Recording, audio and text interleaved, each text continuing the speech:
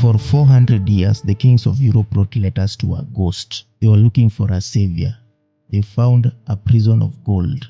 In the Middle Ages, a legend gripped European mind. Prester John. He was said to be a powerful Christian monarch ruling a land of eternal youth and infinite wealth, hidden somewhere in the heart of Africa. To a Europe besieged by conflict, Prester John was the ultimate ally. In 1487, King John II of Portugal sent a secret agent named Pedro de Cavilla to find him. Cavilla disappeared into the mountains of Ethiopia. For 30 years, the world assumed he was dead. Cavilla did find a Christian kingdom. He found the Solomonic dynasty of Ethiopia. But Ethiopia was not the fantasy Europe had imagined.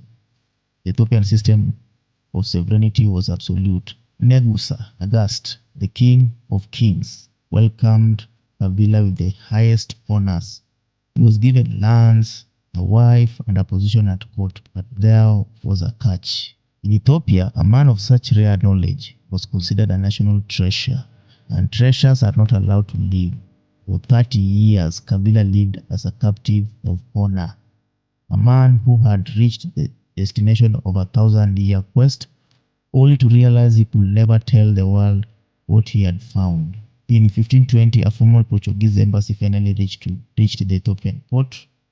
They expected to find a myth. Instead, they found a ghost. They found Cavilla, now an old man, weeping at the sight of his countrymen.